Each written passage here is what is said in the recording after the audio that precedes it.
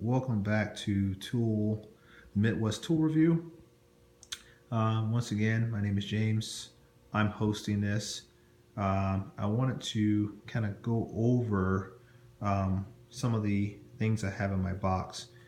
If you watched my last video, I have a lot of content within my Husky 60-inch rolling toolbox and my Matco that I wasn't able to go into detail because of timing constraints. So I wanted to take you guys through. So we're gonna just hit this bottom drawer here because I've got some interesting tools that some people may find interesting. So the first thing we've got, this is vintage hollow chrome number 66.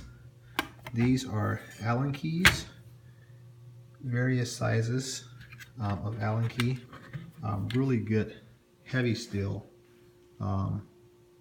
This is an Allen brand here. There is some hollow chrome brands in this box. I have to find them. I think that's HK. That's the hollow chrome. So anything with the HK is the hollow chrome. But this is a really nice set that I picked up.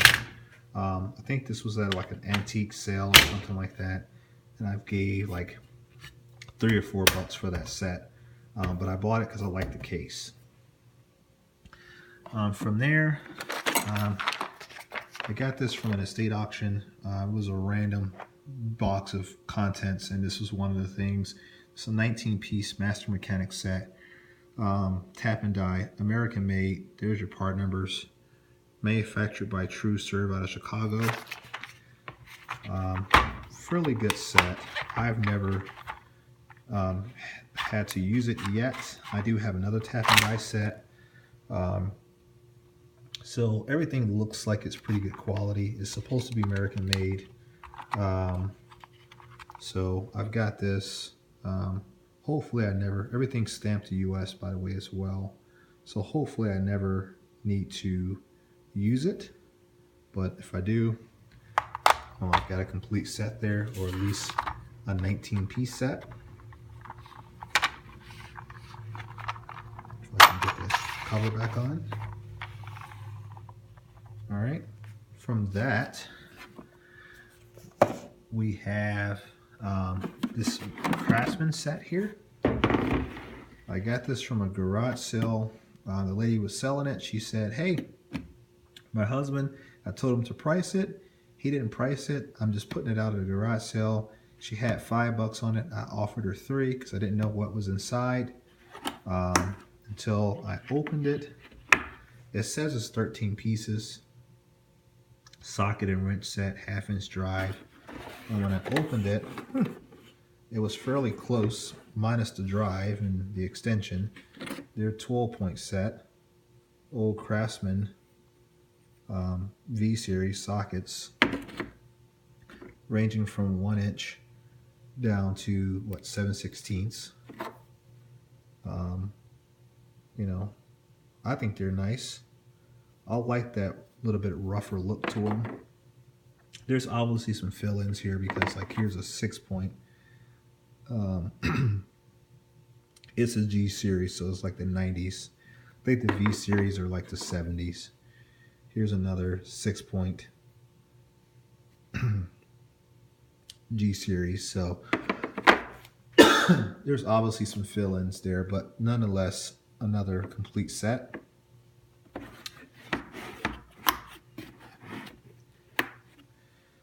All right, and my pride and joy set here.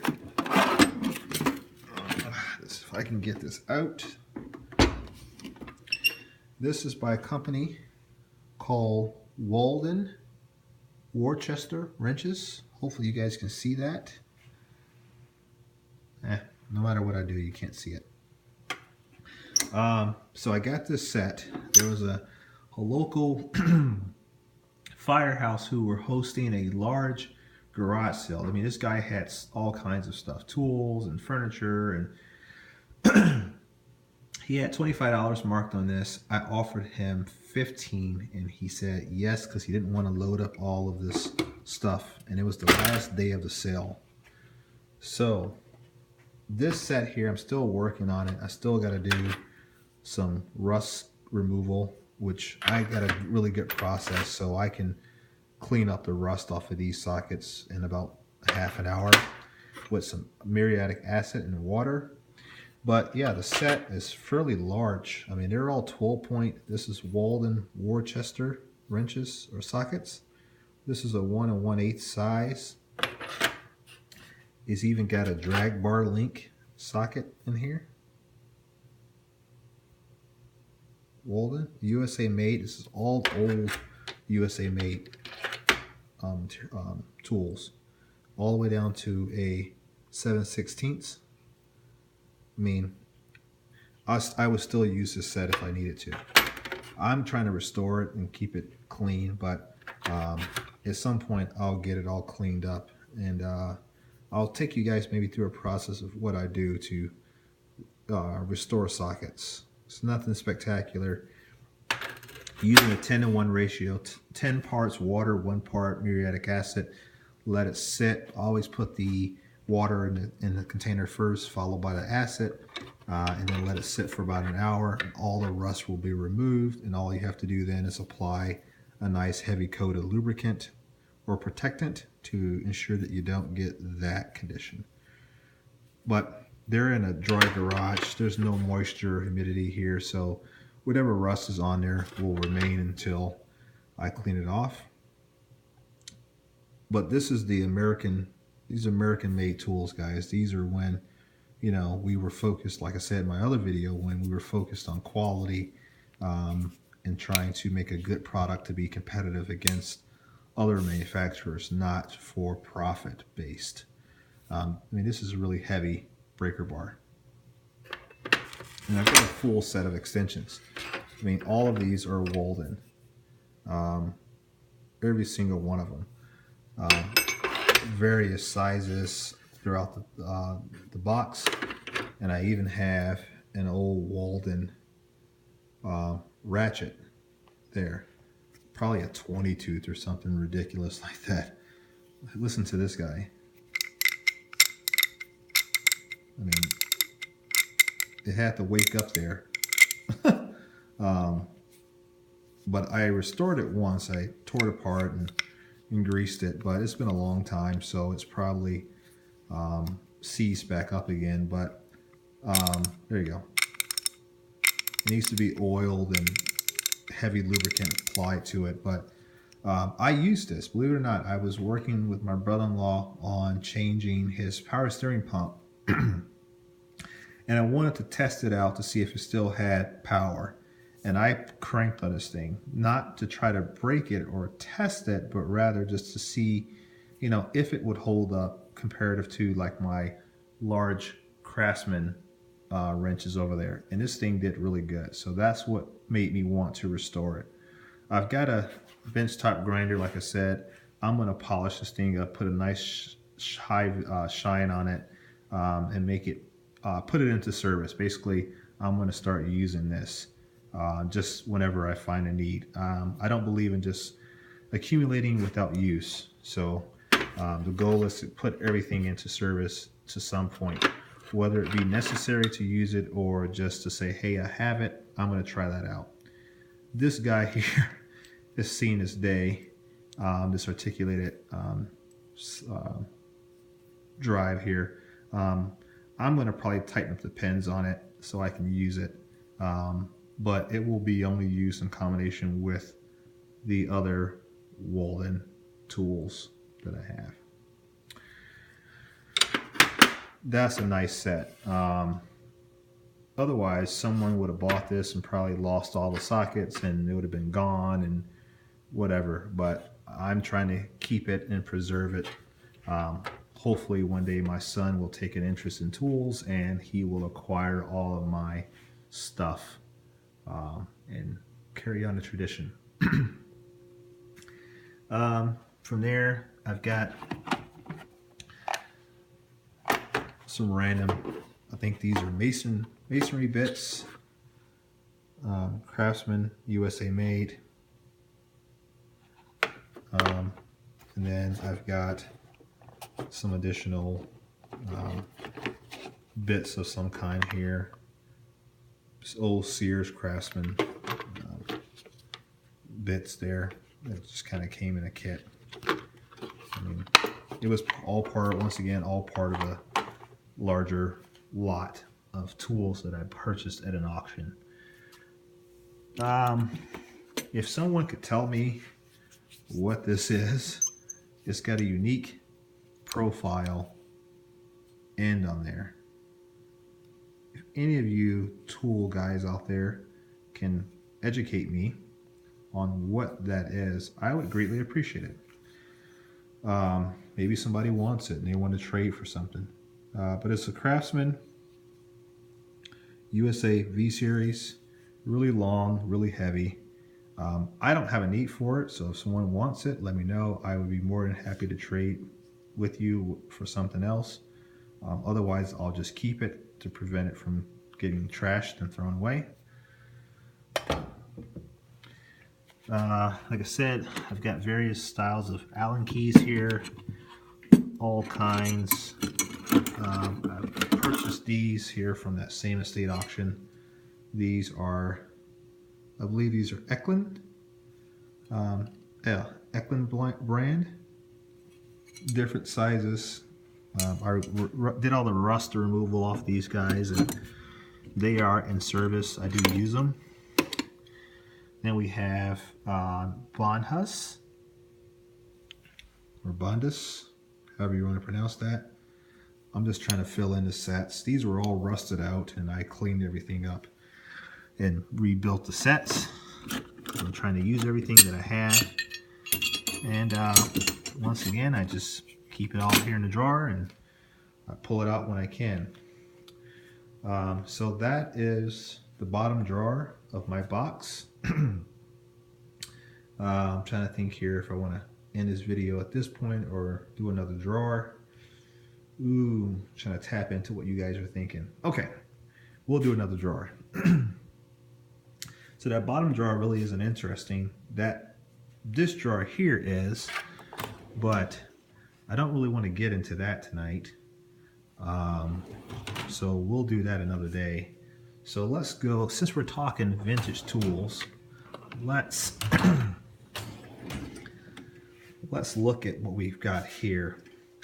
So if you guys recall, this is the case that contains a lot of the vintage stuff, such as these Indestro double box end stubby 45-degree offset USA made wrenches. I'm trying to say that fast. That I've acquired. In this container here is a series of wrenches. Anything from Thorson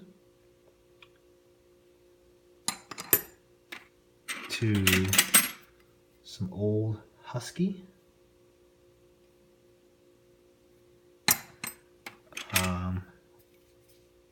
USA made Indestro.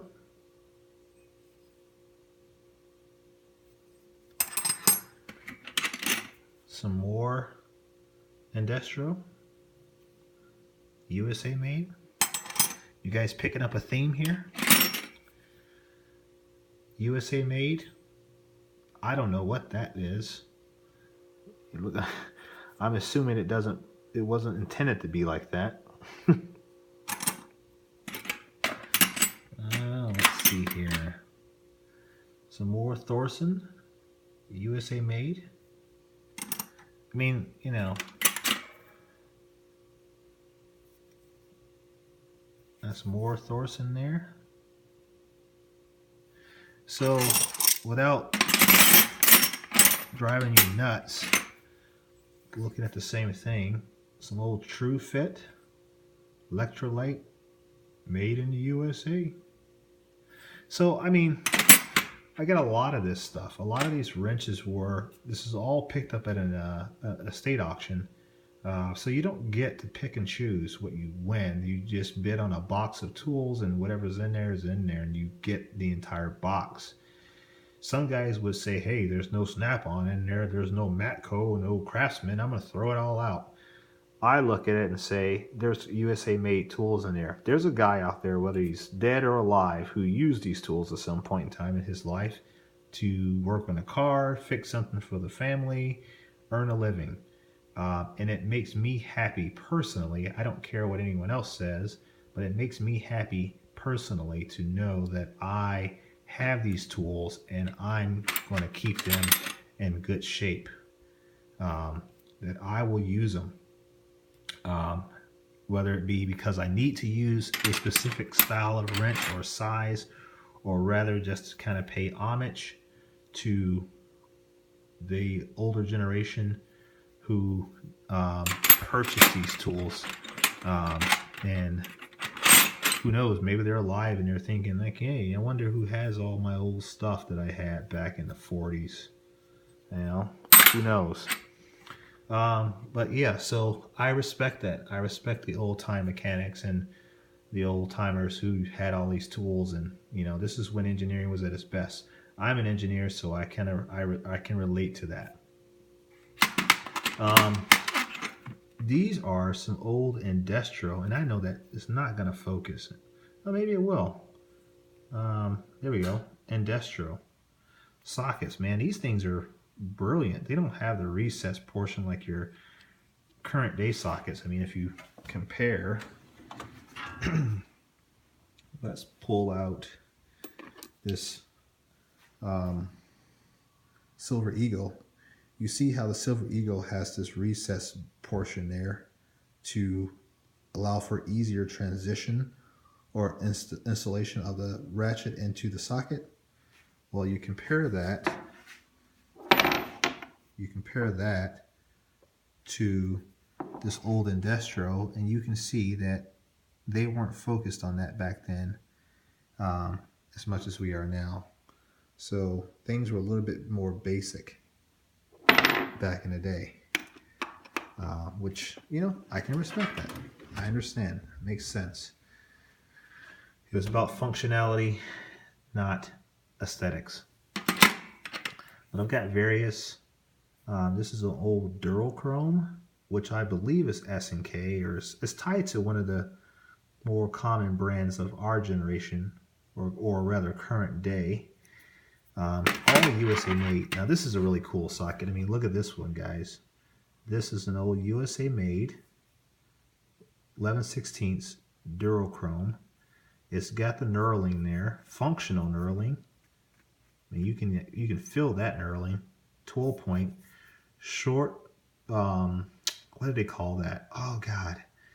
Oh God. But it's a short distance down there, right? It doesn't allow for the socket or the nut to drop all the way down. It stops it. It's recessed, right? It's 12 point. I wish it was a 6 point, but it's huge. I mean, good 4 inches long, right? Something about there. Another old Durochrome. 12 point. Some more industrial. USA made. Focus, please. I beg of you. All right, whatever.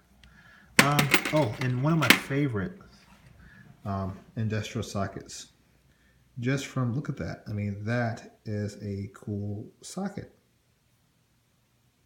3/8 drive. I mean, that's usable today. USA made. Look at that. 6 point. Oh, yes. Beautiful. You know, I'm going to take that out. I'm bragging about it. Let's see. We'll have to, what is that? 3/8 drive. We'll just put him there. We'll put him into service. There you go. He's in there. You know, actually, no. I'm not going to disrupt that layout. We'll put that over here in this box. Just there for now. But yeah, so I'm going to end this here. But yeah, that's my... Oh, and I've got some other stuff. I've got an old Williams super wrench. alloy steel, USA made. I mean, this thing was really pitted. It still is pitted. But I'm going to keep it. I'm going to try to use it at some point. More USA made. Doesn't even have a name on it. I don't even know who it is, but some more true fit. And this big old boy, 1 inch to 15/16 USA made, but no name. But look at how crude the casting was on that, so you know it's old. But like I said, I like that stuff. You know, and it gives me and my son something to talk about, and he gets to see how tools were made back in the day comparative to all of the modern stuff that we have now. There's a distinct difference between the method of manufacture of then and now. So hopefully you enjoy this. I'll do another video here pretty soon. We'll go into that drawer.